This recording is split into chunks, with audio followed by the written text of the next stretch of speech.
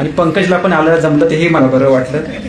उपस्थित बाळ घोरपडे साहेब, कारखान्याचे सर्व संचालक, राज्य बँकचे चेअरमन, व्हाईस चेअरमन, सर्व संचालक, सर्व आमचे कार्यकर्ते, भरत पाटील साहेब, विरू चौगुले, युवराज बर्गे, सुनील गुरव, प्रकाश पाटील, सर्व आमचे कार्यकर्ते, वेळोवेळी कोणाची नावं राहून गेली असतील तर माफी असावी. सर्व आमचे कार्यकर्ते मी दुरुस्त करतो, माझे सगळे बहीण भावच. म्हणजे मागच्या 2 तासापासून जी आपले सगळ्यांची मनोगत झाली, मला सार्क अभिमान आहे की तुमच्यासारख्या कार्यकर्त्यांचं नेतृत्व करायची संधी मला मिळते, ही माझ्यासाठी मान सन्मानाची गोष्ट आहे. स्वागत प्रास्ताविक मध्ये जयंतनी, बाळ घोरपडे साहेबांनी आणि सगळ्या वक्तव्यांनी नंतर आपली भूमिका मांडली. हे जे काही निर्णय आपल्याला घ्यायचा आहे, 2च गोष्टी याच्यात सगळ्यात महत्वाचं की राशी छत्रपती शाहू महाराजांची ही जन्मभूमी आहे, ज्याचा उल्लेख बाळासूने केला, अक्षयने केला, सगळ्यांनी केला. आणि स्वर्गीय राजे विक्रमसिंह घाडगे साहेबांनी जे सहकारचं जाळं निर्माण केलं, त्यांचेच नातू. मी वारंवार हे गोष्टी बोलतोय आणि परत बोलणार. राशी छत्रपती शाहू महाराजांची ही जन्मभूमी आहे का नाही? मागच्या 25 वर्षाच्या राजकीय व्यवस्थापनामध्ये कधीही राजकीय व्यवस्थापनाच्या तोंडातून हे उच्चार झाला का? शाहू फुले आंबेडकर झाले,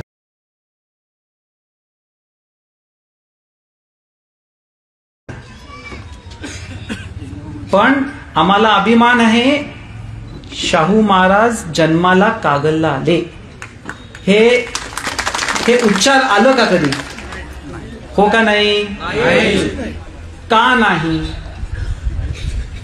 आणि आज मला एकटं पाडायचा प्रयत्न यासाठी नाही की समरजित घाटगेंचा विजय पराजय होईल, कारण समरजित घाटगेंनी एकच स्वप्न बघितलं की या देशामध्ये कागल शाहू महाराजांचं जन्मभूमी आहे हे सिद्ध करण्याचं स्वप्न या समरजित घाटगेंनी बघितलं.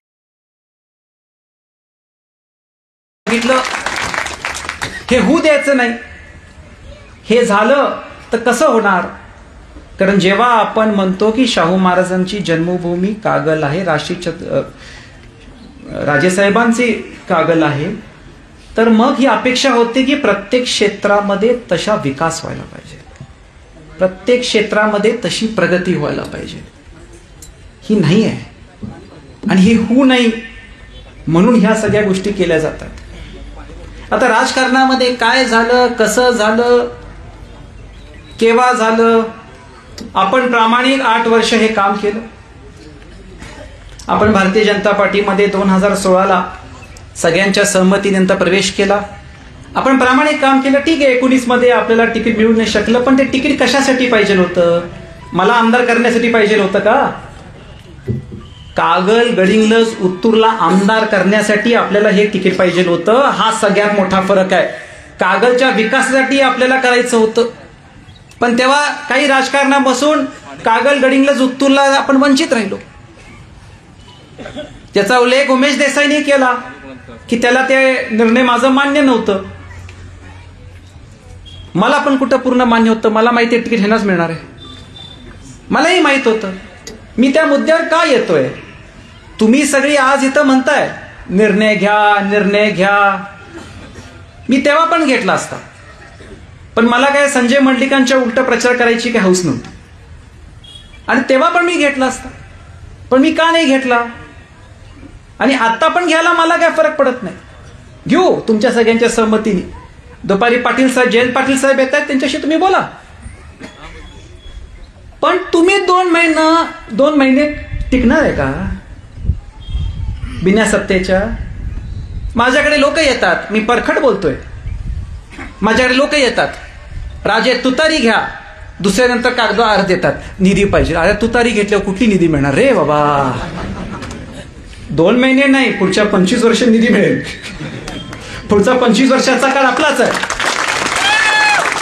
पण 2 महिने तुम्ही सोसणार आहे का? नाही. आता बोलताय बरोबर. घरी जाऊन जेवून पिऊन खाऊन झोपलं. कागलची साखर झोप झाल्यानंतर उद्या उठल्यानंतर मग सुरू होतंय. मग कोण म्हणणार भांडी मिळत नाही, कोण म्हणणार अंगठे थंब मिळत नाही, कोण म्हणते आम्हाला निधीच मिळत नाही. कशाला? हे बघा, राजकारणामध्ये मी राजकारण करताना मी फार क्लिअर आहे. विषय नंबर 1, उभा राहायचं का नाही उभा राहायचं? क्लिअर झालं. विषय नंबर 2, अपक्ष लढायचं का तुतारी घ्यायची? आणि विषय नंबर 3, तुतारी घेतली तर आत्ताच घ्यायची का नाही? एवढं सिंपल आहे. सगळ्यात सोपं. 1900 इलेक्शन मध्ये आम्ही सगळी तयार नव्हतो, फक्त आईसाहेब म्हटलं इलेक्शन लढा. आता आईसाहेबांना विचारलं काय करू काय करू, आईसाहेब म्हटलं तुम्हाला जिंकायचंय? होय. मग तुतारी घेतल्याशिवाय होत नाही. साधं साधं साधं बोलल्या त्या. मी तुम्हाला सगळ्यांना सांगतोय की आपल्याला कागलच्या विकासासाठी हा निर्णय घ्यायला पाहिजे. कोणाच्या रागापोटी द्वेषापोटी हा निर्णय नाही आहे. मला पहिल्यापासून माहित होतं की हे तिकीट त्यांना मिळणार आहे. 11 ऑगस्टला त्यांची उमेदवारी घोषित झाली. त्या वेळापासून महायुतीचा आपला विषय संपला. आता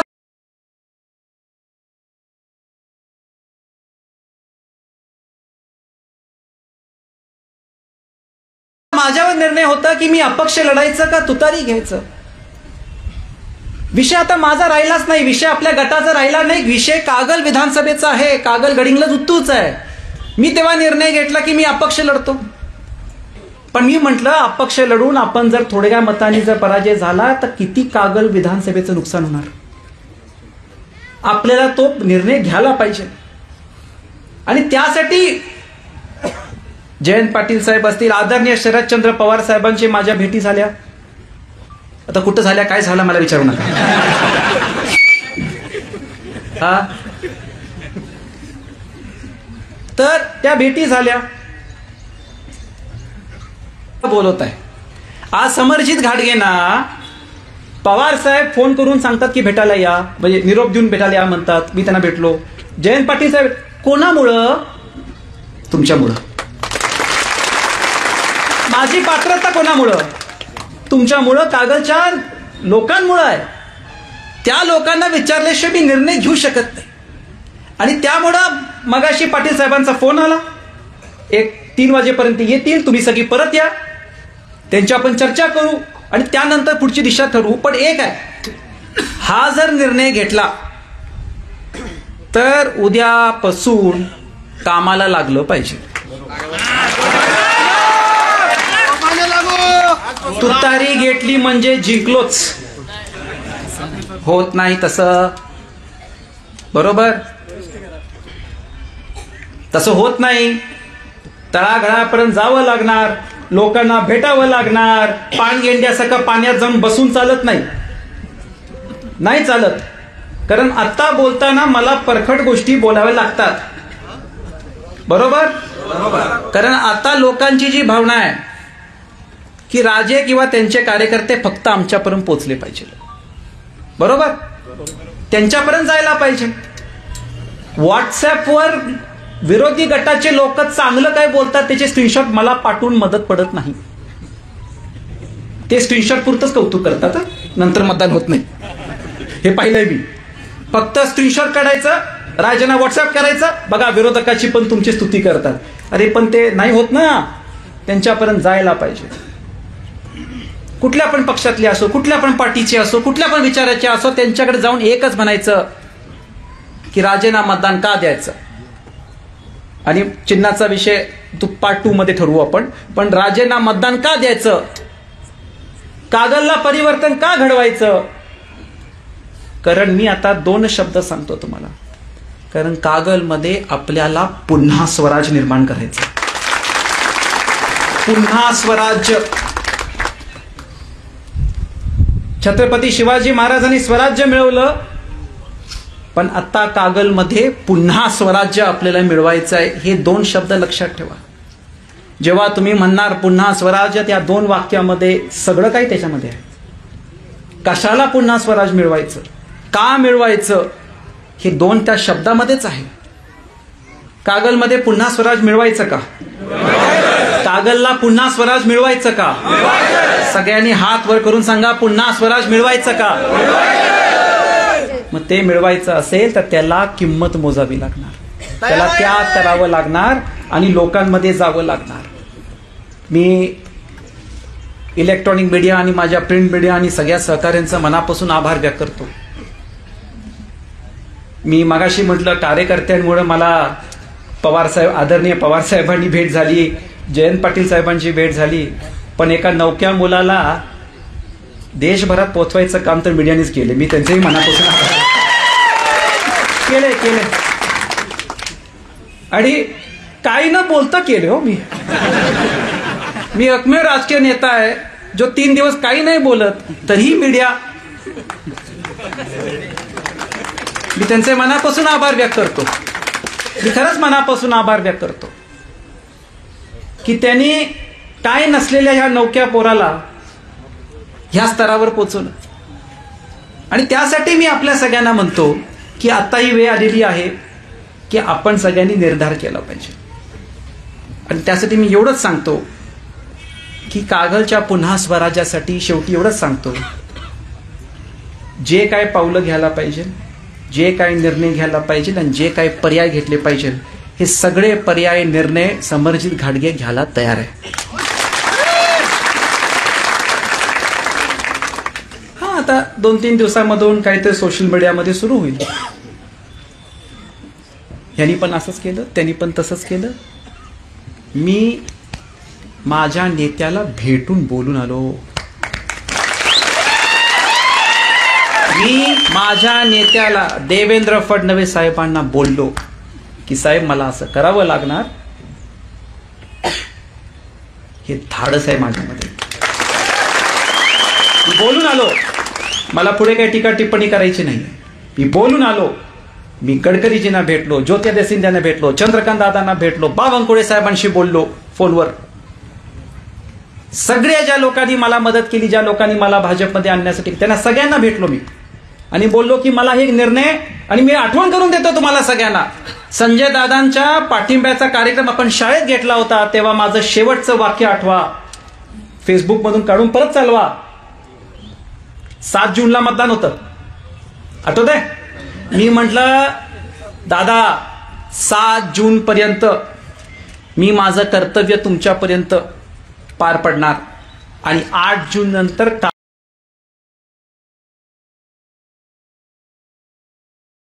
कागलच्या स्वराज्यासाठी मी कामाला लागणार. बोललो का नाही? तो अर्थ तिथंच होता की मला कागलच्या निर्णयासाठी 7 जून पर्यंत ज्या पक्षात होतो मी प्रामाणिक राहिलो. आणि आता कागलच्यासाठी आपल्याला हा निर्णय घ्यावा लागणार. तुम्ही सगळ्यांनी जे मला उपदेश दिला.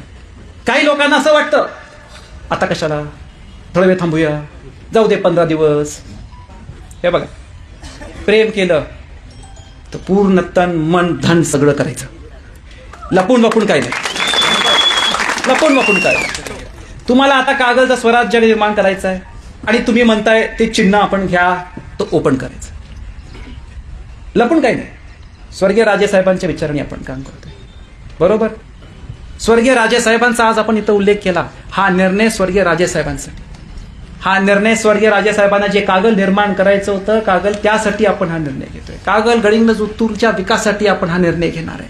आणि त्यामुळं मी आपल्या सगळ्यांना एवढंच सांगतो की येत्या काळामध्ये जो आपण निर्णय दुपारी आपण ठरवू, पण यानंतर काही तुम्हाला कधीही कुठली अडचण आली, काळजी करू नका. हा समरजित घाटगे त्या अडचणीसमोर उभारणार. संघर्ष होणार, त्रास होणार, सरकारची सगळी ताकद तुमच्या विरुद्ध वापरली जाणार. पण असू दे, ती ताकद 2 महिन्यापुरतं आहे. जेवढी ताकद वापरायची आहे ती सगळी ताकद ते वापरू दे. आणि त्यामुळं आपल्या सगळ्यांचं मी मनापासून आभार व्यक्त करतो. आपण सगळ्यांनी आता जून दुपारी परत 1, 2:30, 3 पर्यंत परत या. माननीय नाही ती अशी थोडी थोडी जायला लागलीत ना सगळी आता. जेवायचं वेळ गेली. हा बर ती परत आली का बघा दीपक जरा. हा नाही तर तुला बिल देणार नाही मी. 2:30-3 पर्यंत आपण सगळी परत या. आपण इथंच भेटू. आदरणीय राष्ट्रवादी काँग्रेस शरदचंद्र पवार साहेबांचे पक्षाचे प्रदेशाध्यक्ष माननीय आमदार जयंत पाटील साहेब इथे येत आहेत. त्यांना मी पहिलं गेस्ट हाऊसला घेऊन ते पण जेवतील आणि 1 3:15 3:30ला ते इथे येतील. ते तुम्हाला सगळ्यांना भेटतील. लोकशाही मराठी ऐका, पहा, जागरूक रहा.